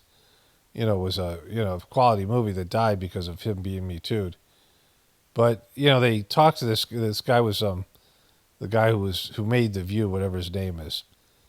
Don't tell me, don't care, don't need to know. This crazy guy who's had some money to make a movie, but he was really stupid and ineffective. As an actor and a producer and all these things, it's like a comedy. I mean, it's one of the worst movies that people watch to laugh at and mock. And he's being trained as an actor, and his teacher says, you'd make a good villain. He goes, no, I'm a hero, right? No, I'm a hero, right? So, no, I'm a hero. And so it's kind of great. And, there's people who exist in, like whatever capacity. We all have a way that we relate to other people. I mean, all of us have this. And, we're stereotyped and we're pigeonholed, and people look at you and say, oh, you're this or you're that, or, in terms of, the way that they see you, like what category they see you in. And all these people are old, grumpy, scary, old, weird men and women, and none of them are protagonists. You would never. They're not sympathetic people that you care about and want to root for. And the only thing they could be is some evil villain. Like that's the only thing you would buy them in any sort of capacity. You couldn't make a sympathetic case for any of them in any kind of movie or TV show that people would generate. Yeah, I think that's a protagonist. Like you start watching a movie, you can tell the hero is the villain right off the bat. And there's some people there's some range of heroes and villains, and they're trying to reverse a lot of those things. It's no longer just some white guy that's the hero, right? But I don't know if you can hear that. My son's vacuuming. But like this guy's a villain, just as Trump is, and Elon Musk, and all these other people, all the people in the media, Wolf Blitzer, Anderson Cooper. Like none of these people are like, well, I think this should be a leading man or a leading lady, and like it's you're interested in their romantic life, like you see them as a romantic figure, and it's none of these things. In a romantic comedy or an action hero or something, they'd all be villains. There's one role they could play, and that's being a villain, a power-hungry villain. In sort of good faith way, that there's a lot of people, and I think I probably count myself among them, who think that that's where we are right now. Well, that the plan being deployed right now. You may be right. I don't think so. We're there. I think you think we're not there yet. Well, I think we're. You may be right. Well, if he might be right, then that's how close we are, right? Look at him. That's how close we are. Look at this creepy MFer. getting there, and we have to be really vigilant. I just had a meeting today with the Judiciary Committee to decide how we're working through this as it goes further. It hasn't been up to the Supreme Court yet. And either way, you're saying that this has happened or it's going to happen, right? That's the choices here. You're not saying, well, we're not there yet. Well, yeah, but we're going to be there. Like, that's what you say where, hey, Dad, are we there? No, we're not there yet. It's like you're driving your kids across country, some long journey. We're almost there. We're not there yet, but we're 10 minutes away, right? Which would be the classic if they disobey the Supreme Court. We're on our way there, God forbid, but I think we are, and we'll have to go at it and at it and at it. And that is different than anything else. Different than anything else. It's a quantum leap different because our democracy is then 248 years of American democracy. The Magna Carta is out the window, and we will all have to take extraordinary action. Okay, so what he's saying here, is Chuck Schumer is saying there, is that Trump is still respecting the judiciary. He's saying he's going to fire somebody or do these things, but he's still working within the system. And there's a point where he's going to say, fuck you to the system, fuck you to term limits, fuck you to presidential authority, fuck you to Congress, fuck you to the Supreme Court. I don't acknowledge that they have any power to stop me from doing what I'm doing. And like, that's how bad they're talking about. That's someone saying, I declare that I'm the king, martial law, get rid of all these other people, and I no longer have to answer to the press or answer to any of these people. If that happens, that would be a completely unstable America, and the other countries would say, well, America's become a dictatorship, and we're not comfortable with this. What are we going to do, right? All these countries that are freaked out by Trump doing whatever he's doing. And so, like, that's where he's, like, it gets to that point, then, I mean, America's no longer America. Like, that's, you're talking about somebody declaring that they are an emperor, right, or a king or something. Like, that's, that's your, I mean, America's supposed to be so far away from that that's where you think we're headed. Like, you're waiting for that moment where Trump says, no, fuck you guys, I'm doing it anyway. At least to this point, Trump said he would obey the court rulings. He said these judges should be impeached. But, he's doing all these things that are, questionable, that where these other parts of the institution are having to stand up to him all over the place. And he's got a number of followers who think everything he's doing is great and they'll never question him. A number of people. A lot of those people are armed. A lot of those people are, in the military. I mean, these kind of things, right? He's got the kind of backing of the military and the police. These are people who all voted for him. And so, like, that's how close this thing is, right? I got to say, I genuinely hope that Schumer's read on this is correct, right? But it makes it very hard to imagine a leader meeting the moment if they don't believe the moment is here. I mean, for me, Donald Trump's intentions are really very clear at this point. He is in the process of attempting to undo the constitutional republic. His executive branch is in the process of overtaking, of reducing to subservience the legislative and judicial branches of the government, Congress and the courts, so that he can act unilaterally. Even within his executive purview, the president is purging anything and anyone that falls short of pledging unshakable loyalty to him personally and his personal political project, not the United States, not the Constitution, and not we the people. I mean, my son was vacuuming the stairs. I had to shut this off, and then I had to wait for it to process. And this microphone, these noise-canceling microphones, I mean, it's amazing what they don't pick up at times. It's almost, it's incredible. But anyways, let's get back to it. I mean, from the FBI to the Department of Justice to the Federal Trade Commission and on and on and on, these institutions day after day are being cleared of officials, career officials, who may favor the rule of law over Trump's wins, and they are being replaced with loyalists, all in open, flagrant violation of the law, like clearly illegal. As the New York Times reports, Trump is using the vast powers of the presidency to hobble his political opponents as well, including bogus investigations into Democratic fundraising platforms. See, here's the thing. There's two things here. What Chris Hayes is saying here, which is true.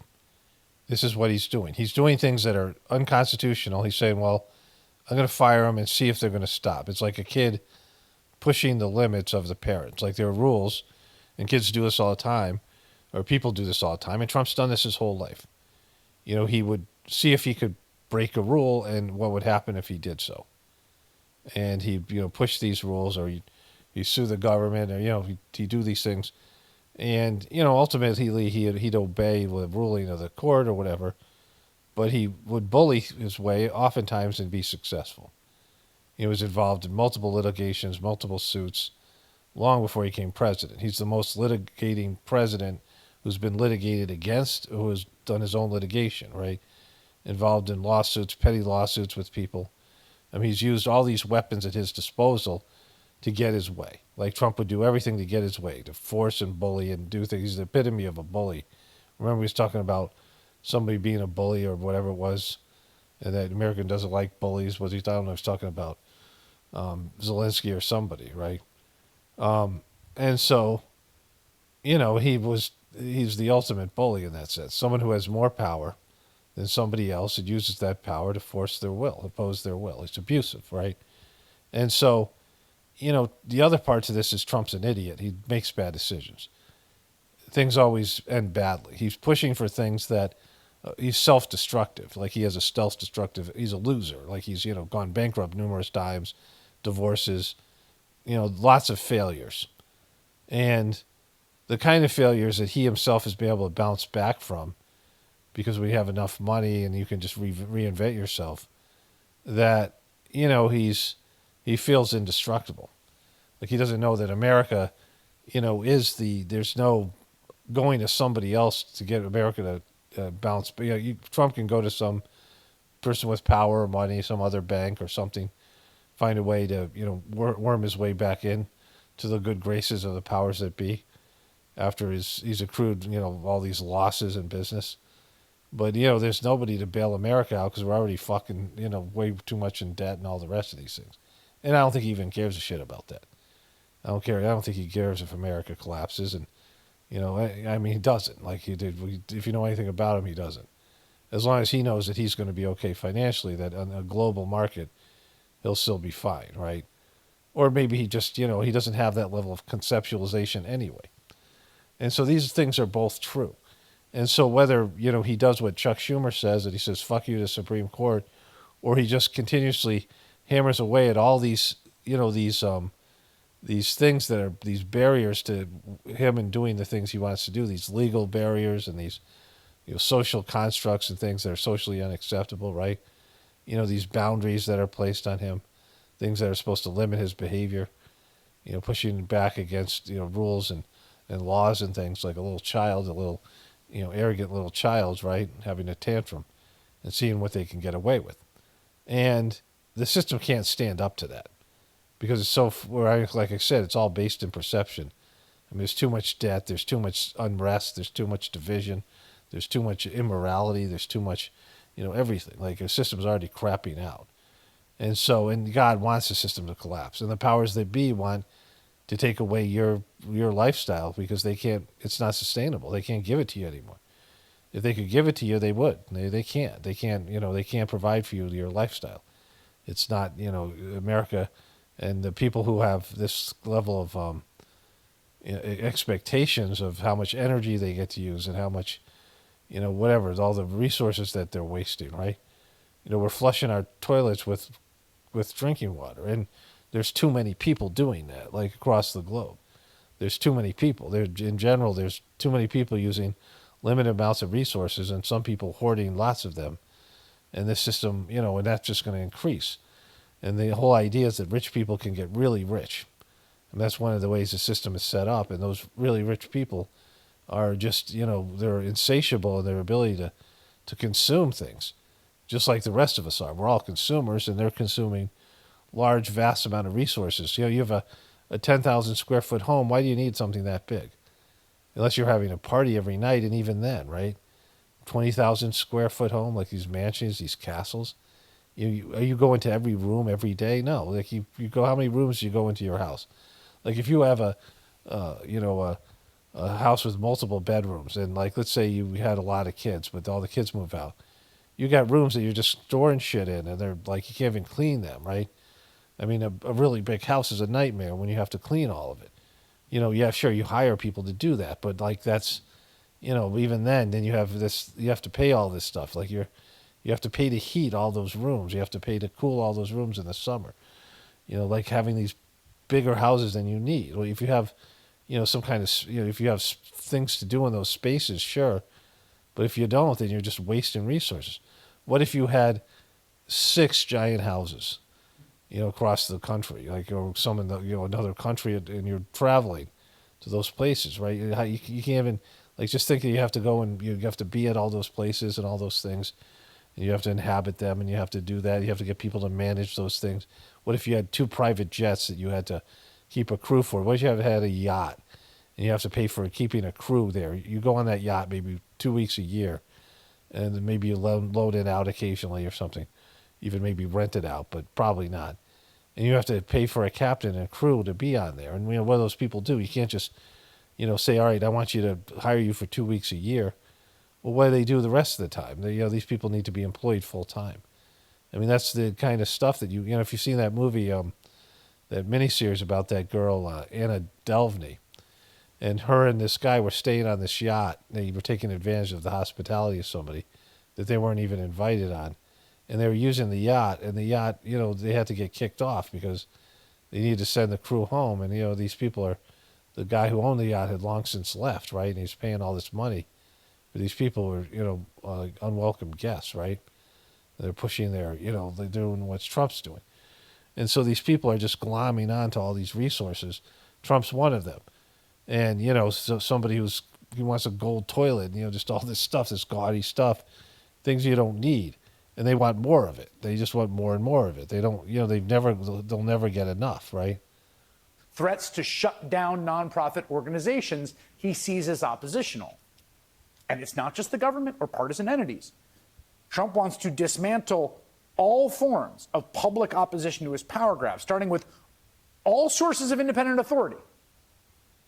Any institution with credibility must either be bent to Trump's win or destroyed.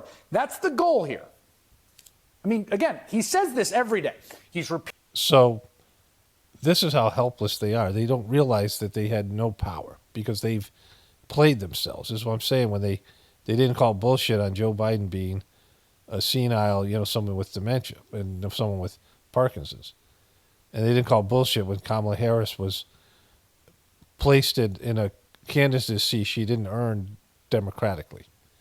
Like, they violated the Constitution. And, when Bill Clinton was caught lying and was caught having an affair with Monica Lewinsky, and he got impeached and he didn't get fired, that was, the beginning of Trump, right? Bill Clinton said, fuck you, I'm not going to do what I'm supposed to do. Nixon resigned after they impeached him, and it wasn't that bad what Nixon did. But if Nixon was here today, he wouldn't have resigned. He wouldn't have, he wouldn't have acknowledged the impeachment. I mean, the impeachment didn't even, back then, the Republican Party started to turn on Nixon, who was a popularly elected president. He won, his elections. I mean, he destroyed McGovern in his election. McGovern, won one state. One state. Nixon won. Imagine, we have these swing states. Nixon won every state but one state. Was that Nixon or is that Reagan, right? Like, the Democrats and the Republicans had the capability of winning vast amount of states. Like, things that are considered red state and blue states weren't always that way in my lifetime. The George McGovern election was, the guy was absolutely destroyed by Nixon. And so, this is like the world we live in, where everything's so divided and everything's so contentious. And these guys failed with Biden. They failed to, they set up this, what's now Trump's success, right? Repeatedly threatened independent media outlets, including this one, for coverage he deems to be insufficiently fawning. He said that he thinks it's illegal, that people should be in jail. He is currently conducting an unprecedented attack on American higher education, including just today, freezing $175 million in federal funding to his own alma mater, the University of Pennsylvania. He's open. Because of their transgender policies. This is why he can do it. Because, majority of Americans aren't into this. You guys pushed too far when you went left. You guys were violating the Constitution. When Joe Biden went after these social media companies and censored them and censored all of us, and we were like, "Fuck you guys," and we can't. He was violating our freedom of speech. because he was, pressuring these companies to silence us. Or he was going to repeal things that would make them not be able to run their companies. And so when Biden's people did this, and there was, all the things that you were pushing, this liberal agenda that no one was into, like, this is your fault. Like, this is, you guys set this up for Trump, right? Like this, backlash from your fucking bullshit that you guys did. And so you guys have to hold yourselves accountable. You guys made Trump possible. You guys did everything to make Trump into what Trump is by covering him constantly, make him the center of everything, and saying he was going to do all these things, and maybe even giving him the idea to do these things, right? Like, oh wait, I can do that, right? Like maybe you didn't even think about these things.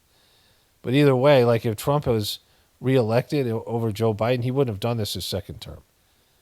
Trump had 4 years to have Trumpers be elected, to build a party of Trump.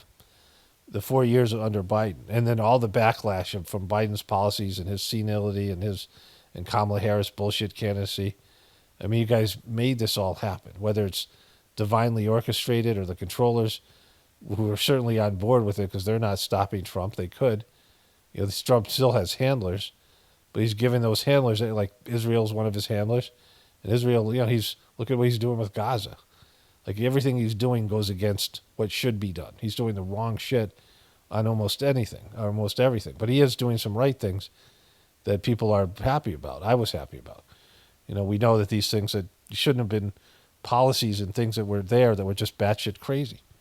And he's reversing some of those things. And those are the things that the right-wing people are looking at. Those are the things that Fox News is covering in a way that makes Trump look like he's doing a great job.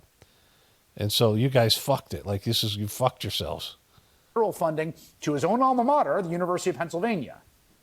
He's openly defying the Constitution. He tries to deport illegal residents for his protected political speech. This is it, man. He's trying it. I'm not saying he's being successful. I'm not saying that he's totally being successful, because it doesn't matter whether he's successful 100%. It just matters how bad it fucks up the system. And it's never going back, right? Because anything he does, the Democrats can do the same thing. Like he's changing what's considered civil behavior, what's considered reasonable behavior. Like it's a big fuck you. We're in charge now. The Democrats said the same thing under Biden. Like we don't give a shit about the other side. We're not willing to work with the other side. We're not looking to work with the other side. We're just going to push our agendas through. We're going to grab as much stuff for ourselves as possible. And, whatever happens to the fucking economy happens to the economy. Whatever happens to America happens to America. We're just taking care of ourselves. And we're just going 100% selfish. And we're going to sell the American people on our policies because they're so pissed about the last administration. And that's what's going to happen in 4 years. It's just going back and forth. And there's no end to it, right? Until the country's broken. It's acknowledgement of the country being broken, right? I mean, it's already broken, but we're not acknowledging it. Where everyone's like, oh yeah, we're broken. And then the stuff starts to hit. No Social Security, no food in the grocery stores, hyperinflation, massive job loss, right? World War III. I mean, these are the big things that are going to happen. And so Trump is, you have to set limits. You set limits on a kid, right? There's limits. And when the kids push past those limits, there has to be consequences. And if it isn't a constitutional consequences, then it'll be World War III, right? It'll be Canada. It'll be these things that happen. Canada pushing back, or these other countries pushing back, right? Canada making a deal with China to thwart America. I mean, this is what we're talking about, war with fucking Canada. That's on the table right now. Who the fuck thought that was going to happen? I mean, Trump's opened up avenues of disaster we didn't know were available, right? All is lost and they're going to win and, doom and gloom. But they're trying to do it. They're trying to get... And there's nothing to stop them. And I've said this before to people in the truth community. There's nothing stopping what's about to happen. People think, well, somebody will do something. No, there's nothing that's going to stop it. Whatever unfolds to destroy America is divinely orchestrated. And it's, beyond anybody's control. There's no one going to stop you from dying. There's no eternal life. not in a physical body. Like you have term limits on your body, right? You have these things that are going to happen.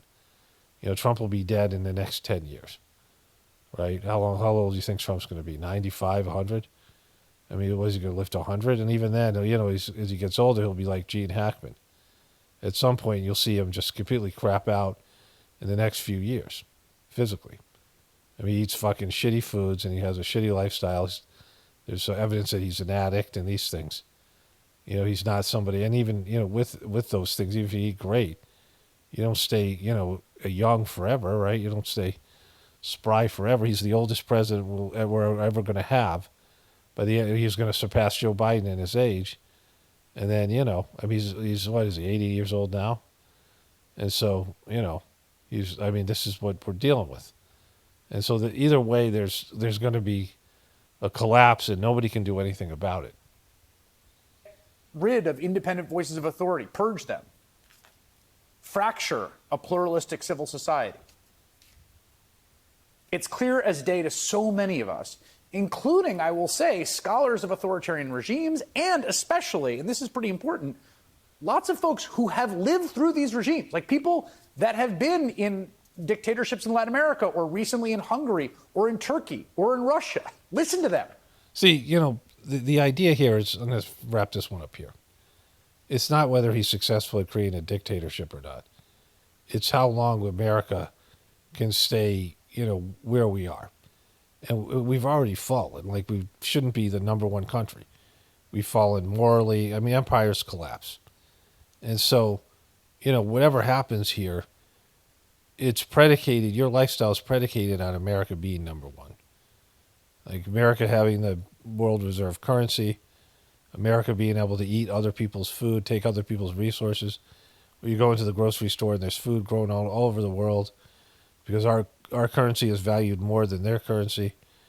And people want to come to America, because their lifestyle sucks so bad, these other countries. The thing is that why are we entitled to this kind of lifestyle? That other people around the globe, 50% of the population lives on $2 or less a day. I mean, there's epic poverty across the globe. And just shitty lifestyle. People live in violence. They're afraid to go out the front door. I mean, even in America, you have that. Really bad neighborhoods, right? People living in toxic waste dumps. And so, the people who have privileges, they're based in other people's suffering, based on eating other people's food. That's not sustainable, and it's not right, and it isn't endorsed by God or anybody else. So it's a temporary situation. I mean, in anything in nature, like there's territories that animals have territories, right? I just showed you the chicks, and they're already starting to battle and have a pecking order. They're already establishing a pecking order. You see this with any farm animals. There's a cow that's a dominant cow, and you see them, they fight it out. You bring a new cow in, a cow that is not familiar with the herd, and they have to fight every cow that they're coming in with. And they're big, strong animals. They're pushing each other around, butting heads, and eventually they establish a pecking order. And that pecking order, is there like the cow, like you throw hay out, and you see a cow goes, I want that spot there, and pushes the other cows out. That's where bullying came from, the idea of bullying. And bulls do the most bullying. They get the primary spots because they're the biggest, strongest one.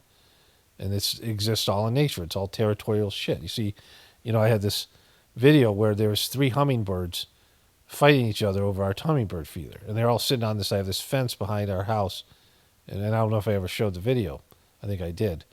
And, I'm just sitting there in the window and watching these hummingbirds beat each other up. And, one of them bullying, like the thing's already full with whatever the hummingbird juice in the feeder. And it's chasing the other ones away. Won't let them have at it, right? And they're fighting each other and all this stuff. You see it everywhere. There's these battles. And you can only claim what you can fight for, right? Whatever you can win. Like it's, something bigger and stronger comes in, it forces you away, right? A bigger bird or predator or something. This is how it works. And so, like, this exists in nature, exists in, it's a primary, like, fundamental animalistic way of being. And, our 2 dogs, Buddy is dominated by Tulsi. Buddy's the boy, Tulsi's the girl. Tulsi outweighs Buddy, but even as a puppy, Tulsi was more fighty, more scrappy. Buddy was more refined. Buddy's like a show dog. But they, and Buddy's just passive. He's not like as aggressive. Tulsi's a sweet little dog, but she's, she's like built, she's a little stronger and heavier than the average Papillon. I mean, you have these pecking orders, you have these things that exist, right? And people pushing their way and using force to secure their resources, to give them the primary spots, to give them, a better feeding spot, a better drinking spot, a better grazing spot. You see it, like, they take things from each other. Oh, that's mine, right? I had these chickens. One of them was crazy. I had this chicken that they pecked in the back of her head until there was blood, and like then they were all trying to eat her blood, like so she was getting pecked mercilessly. And so I took a big clump of mud and threw it right in the back of her head, and it worked. They stopped pecking her, and the cut healed. I mean, there's no way for me to do anything else, right? There's this stuff, this bad tasting stuff my wife's found that they put on the chickens, and the other one stopped pecking them. But either way, this chicken went crazy. And there was a time where I had 2 feed bowls. I used to throw chicken feed in the 2 feed bowls. And this crazy hen, she had messed up the pecking order so much that she was dominant over one of the, most of the younger hens were beating her up, but she was dominant over one of the dominant hens. And so there were 3 hens in there, and each one of them was dominant over one of the other 3. And so they would go between there's a video I have somewhere on this channel. It's private, but, and the hens would go back and forth. I was just sitting there watching them, with a video camera, watching them as they, they went back and forth, and they were like, this pecking order. And they would displace the other hen and push it away, and it would go displace the one that they were dominant over. And they kept on rotating like it was like juggling almost.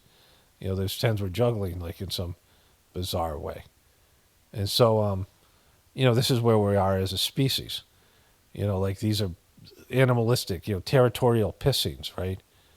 And this, this stuff with Trump is just showing you where you are. And like, you're not guaranteed anything. You're not guaranteed a lifestyle or these things. I mean, there's all this force and all this manipulation, all this evil shit that goes into keeping America where it is and keeping your lifestyle where it is. And all this stuff is, at some point you're going to change. You're promised anything. God didn't promise you land, and there's no chosen people, and Americans aren't more special than other people in the world. And, this stuff inevitably changed. Empires collapse.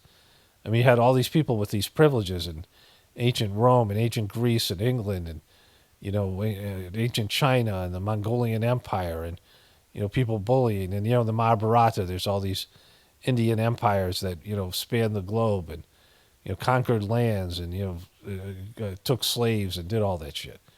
There's a long history of that kind of abusive behavior where people, become dominant in some fashion, and then they get weak and entitled, and then other groups come in and push them out and take their land from them and, make them subservient, like make them into slaves. Like this is just how it goes. On a tribal basis, this happened, right?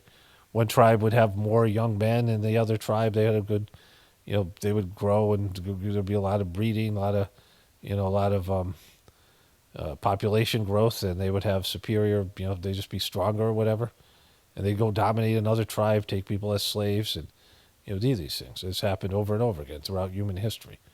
And so if there's a point where you're sometimes on top and sometimes you're in a shitty war-torn country, like people are all over the globe, and we don't appreciate what we have. That's why we say be grateful for what you have. But, the entitled people are never grateful. They just always want more. And most Americans, that's what they want. You have no idea how bad other people have it until you have it that bad. You're like, oh, I should have been grateful for what I have. Anyways, we are not okay. Meet the moment. This is the Democratic Party and the liberal media realizing what they did, what they created by the Joe Biden experiment and making Donald Trump the center of everything and pushing for this inevitable outcome. Only spirituality will save this world. It's paramount, definitely important for the apocalypse and the ascension. Everyone have a blessed day and be grateful.